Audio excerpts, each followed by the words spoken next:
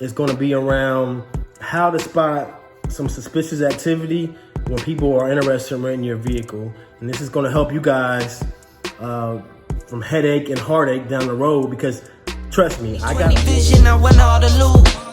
2020 vision, I want all the loot. I'm talking be my all clean, fit too mean, finger all shiny on my baby's diamond ring. I was on a high till I caught onto the scene. Swear I lost my heart when I fell in love with things.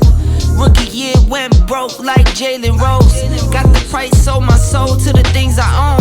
Switched up, locked in, and got my mind right.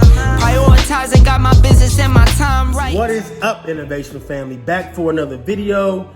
It's me, your host, your friend, your neighbor, Brandon from Innovation Property Atlanta. Just wanted to tap in with you guys and see how everybody's doing and provide updates and just some tips. So before I get into that though, remember to like my video, subscribe to my channel, and always hit the notification button to show me love, guys. I appreciate it.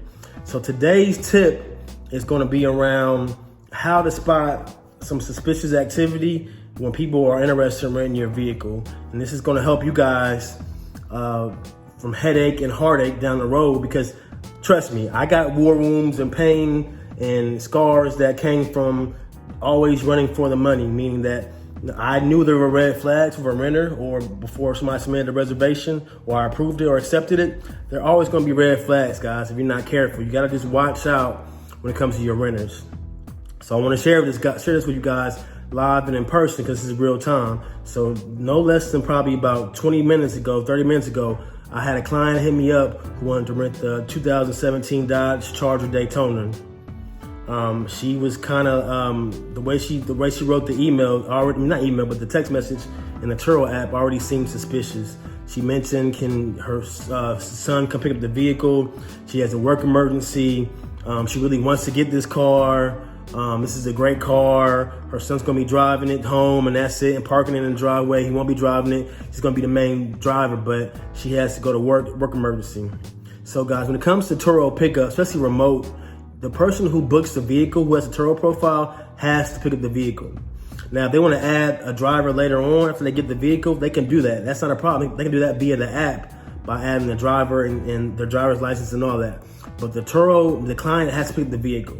So if Sarah, if Bobby, if Teresa are requesting the vehicle, it has to be them that pick it up that match Turo profile. If not, your vehicle will not be covered in case it's an accident, stolen, whatever.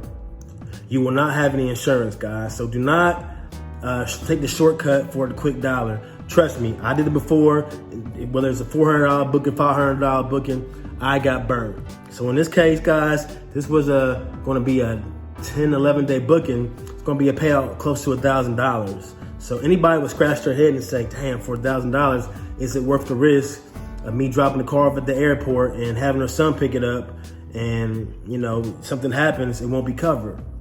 So the old me probably would have took a chance and did the reservation, accepted it. The new me is saying it's not worth it, because that $1,000 can cost you $100,000, $20,000, $50,000, whatever it is, if it's done wrong. Meaning his car's in the accident and Turo's not covering it, or something damages as far as he might have hit something, it's not going to be covered. So you guys, I'm showing you guys the message exchange me and her had over the Turo app. And you can just tell there are red flags there, guys, by how she was talking. She really wanted the car, air quotes. Her son really needed to pick up the vehicle, air quotes.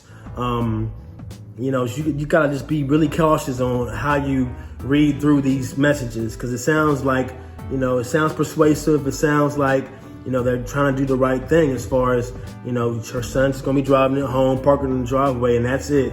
But come on, guys, read between the lines, be smart. I'm dropping these videos out and tips so you guys can use my information when you practice your own Turo journey and your own fleet, how you want to manage it.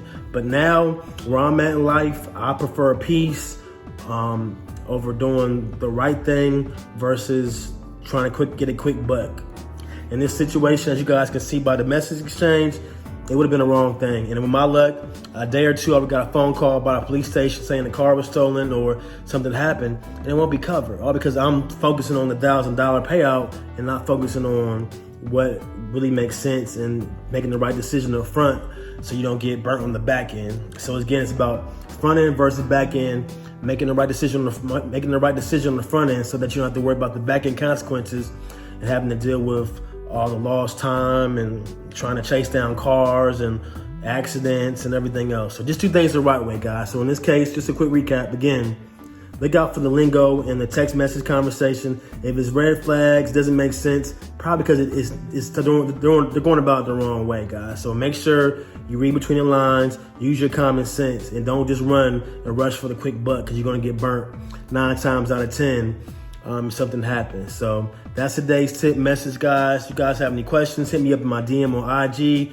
Leave a comment in the section below on YouTube, and stay tuned for the next video. Appreciate you guys. Have a good day. 2020 vision, I want all the loot.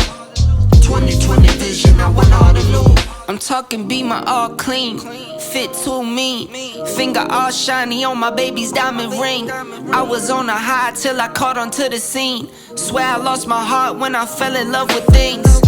Rookie year went broke like Jalen Rose.